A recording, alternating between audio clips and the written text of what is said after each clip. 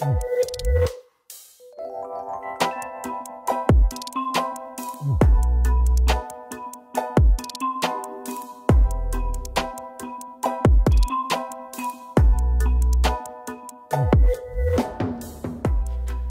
then, so we're back onto the A5.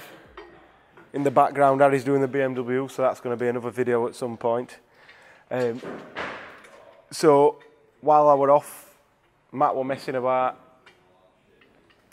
losing where he was, losing track of his notes and stuff that he seems to have to make when he's doing a video that lasts 10 minutes. So let me quickly get my notepad just to see if there's anything.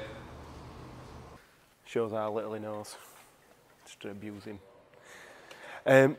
So we're on to the A5 again and the manifolds. What we thought had happened has happened. So these are like a pressed steel thing. Got this little insert in them here, but I don't know if it's easy to see. Danny wanted me to chop them up, but they're like 3 different runners. Each one of these is individual, and then it comes out here into one, which is a bit hard to see inside. So that one was fine. That was the first one we took off. The next one is all dropped to bits, and there's a piece missing. Just see it there, hopefully. That piece that's missing is pretty much the same shape as what we found wedged in VNT mechanism on turbo. So as usual, why could that not have happened on old turbo? That were expensive in itself, but definitely not as expensive as this one. Very frustrating, but this is usually what happens when you're doing testing. You have no problems, and then you change one part and something totally unrelated causes you problems. So we did have a guy, he mentioned it on one of YouTube videos saying that he's had this similar problem on his engine, but his was the earlier one. And there's a technical bulletin as well that somebody mentioned about. And somebody in the YouTube comments did say there's some cast manifolds that you want to use. These are the part numbers, but they're not from the later engine, they're from an earlier engine. So these are them. These are just literally a bog standard cast manifold, nothing to report, you know what I mean, no fancy about them. See, the weight wise, they're a little bit lighter, and obviously the only other difference in them, that's just straight in, it's just a log. I can only assume that this is not just a cost saving thing, because this would be expensive to make as much as that's expensive, and if you've already got something that works, it's definitely more expensive to retool and make something else. So the only thing I can think is this is just to get the exhaust sort of runners a little bit longer and keep them away from each other as much as possible, because obviously what you're going to get on any engine, regardless of whether it's a 4, 5, 6, 8 cylinder, whatever, if you've got log manifolds, you're going to have the pulses from others, especially on a diesel that's got a lot of back pressure. You're going to have sort of lingering exhaust gases wanting to go back into the cylinder, especially when it's opening and it's just on its way back down and the exhaust valve's still open and what have you. So you're going to have a bit of sort of pressure cylinder, exhaust gas pressurising its way back into the cylinder. So that's the only reason why I think that can have been done. That'd only really matter for anybody if you're measuring emissions, in my opinion. I don't think it's going to make much difference to power, because when you've got 4 bar of boost shoving on your inlet valve, you're not going to be too worried about what's happening in exhaust. You just want to get it out there. So, especially if it's going to start dropping to bits and killing your turbos. So, these are going on. There is a little difference in the flange shape, so it's easier to see on this. Oh, he's bolted it up. So annoying. I'll get that one that's been chopped off, because it's easier to see. So we chopped that one off while we're doing the mocking up.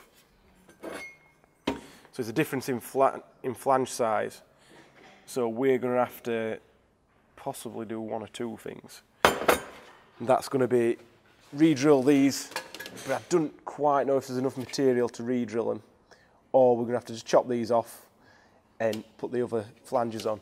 So for people watching that are saying, well, I've not got your fancy up pipes, so what do I do?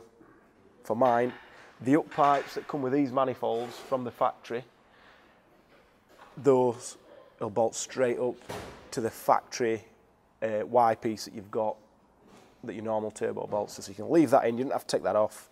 You just literally buy the 2 up pipes, the 2 manifolds, and you've got everything you need. I think we paid 60 or 70 quid for them used on eBay, so they're not expensive.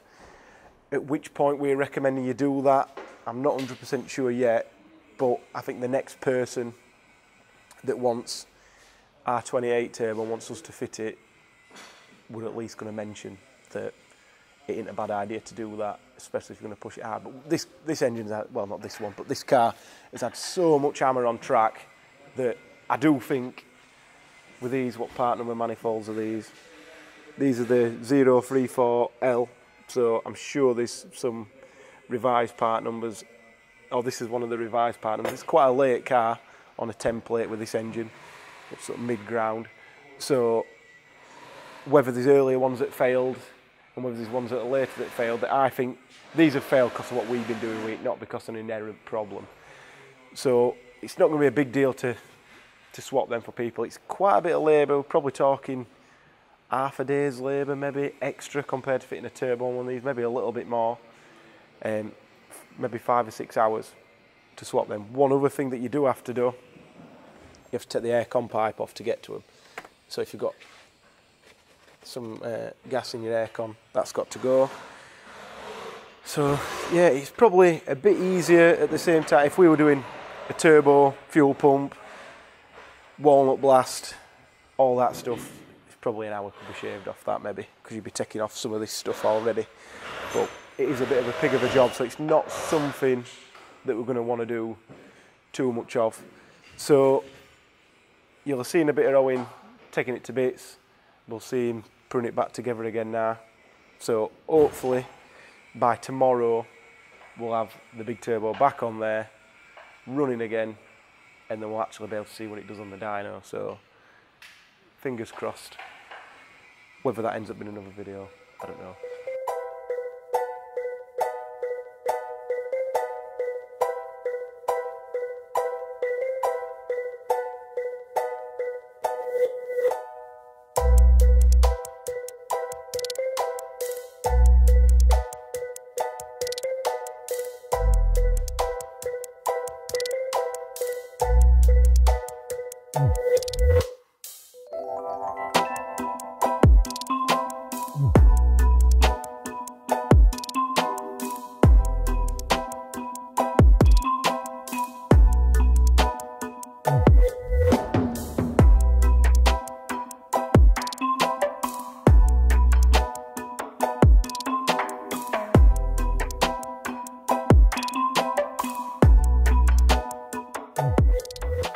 So, the A5 again.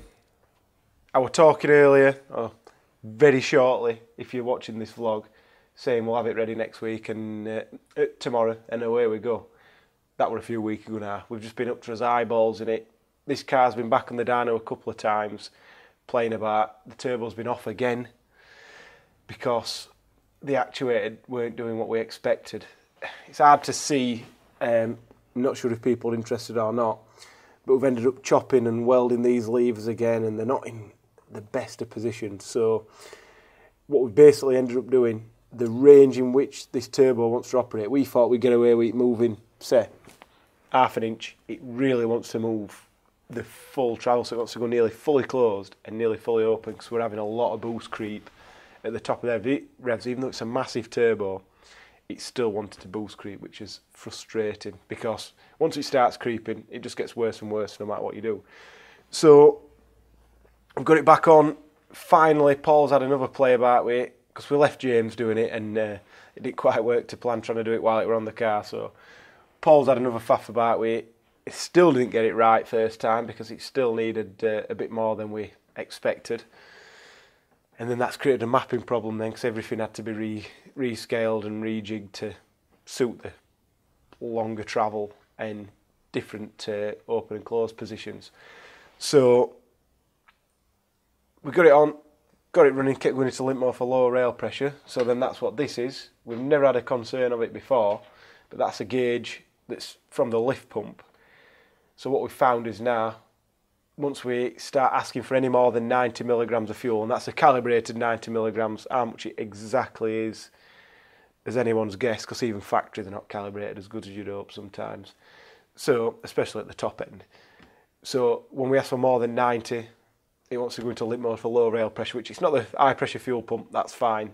It's the low pressure pump in the tank that's not delivering enough. So the next step is to put an inline pump in there and get a bit more. But as always with this car, we have another problem that even if we fix one, we've got another one that's just waiting right corner. Luckily, they've both reared the ugly head just at the same time. And that's the clutches again. So what we had before with the 28, if we asked for any more than 600 foot-pound of torque, which that were happening at like 2200 RPM maybe, something like that. If you asked for more than 600 foot-pound, your clutches slip, went into protection mode, you're in limp mode. So if you look at what we've got here now, pardon me, I've got a horrible cough. So the blue lines, they were at before, we'll talk about in a second. But you can see now we're at 650 foot-pound, but that's more like 3300 RPM before you get in that. The clutches are still not happy. So we're stuck at this figure. So 507 horsepower, 650, 655 foot-pound of torque. There's definitely worse places to be stuck at, you know what I mean? This is more than twice the factory horsepower. But as you could see on the graph, which we can overlay it again because it's easier to see, but as you can see on the graph, the peak torques are occurring quite a bit lower, so we didn't expect to have that problem again. And we've lost a lot at the bottom end, which is a compromise. Obviously going for a bigger turbo, a much bigger turbo, you're going to have to compromise something. But the 28 still is proving to be the best turbo that we've got, because it's not an absolute fortune like this one would be. It's not a major compromise at the low RPM. Like it's about same as the 2025 that's going to go back on here, but you can do 440, 450 horsepower. So we're in this position again where this car, it's happy at 400 horsepower, 600 foot-pound. That's how it's going to go. It works absolutely perfect at that. But when we're just asking for that little bit more, we're not quite getting what we want. So we've half decided this is probably the end for getting more power out of this car. We've still got cams and bigger injectors to go and a bigger fuel pump if we needed to. Clearly, this car's just going to give us grief if we keep doing that. So we're going to get it ripped off, get it on the road and do a little bit of running, make sure we're happy with how that turbo responds, make sure we can make improvements on it. If we're going to fit it to something else, then we'll probably buy another car and put all this fancy stuff back on. One with a Gen 2 gearbox, which is a bit easier to manipulate, because this is the DL501 7-speed DSGs. It's plagued us from start to finish. We've had no but trouble with it as far as a tuning thing. Other than the little cracking casing, we've never actually broken it, but it is annoying. So, really happy with the results of the turbo, just not happy with the journey getting there. Definitely not. It's been a bit of a pain. There's been far too many videos and negativity, and not too many positive ones, but this will be a quick car. So we'll try and, the next video, hopefully, we've refined it a little bit on the road, because we've literally never drove it. We refined it on the road. We might end up turning it down a little bit. I hope not, because I want to be over 500 horsepower, but might have to turn it down a bit, get it just so it's happy, comfortable, rail pressure's good, the clutches are good on the gearbox, and the turbo's spooling nicely. So hopefully this has been another interesting update. There's probably only time for one more video between now and when the winner's announced. So we'll try and make that one count. It'll be a nice driving one, maybe with some 0 to 60 stuff, and see what 500 horsepower gives you on the road. The conditions are getting worse and worse. Obviously it's winter now, so it's not going to be 100% comparable to before, but it shouldn't be too far out anyway. It's not like we're on semi-slick tyres or anything like that. So hopefully this journey's been pretty good. The potential for the next video to be finally wrapping up what the car's capable of, what it's done, and where we've gone with it. And this will be another car that we're getting rid of, so it'll be the Leon, the Ibiza and the A5. That's 3 cars in the space of probably 3 or 4 weeks. So really enjoyed doing it. Hopefully you've enjoyed the video. Cheers. On a side note, we've tuned George's tractor 24 volt now, not 12, so it's savage.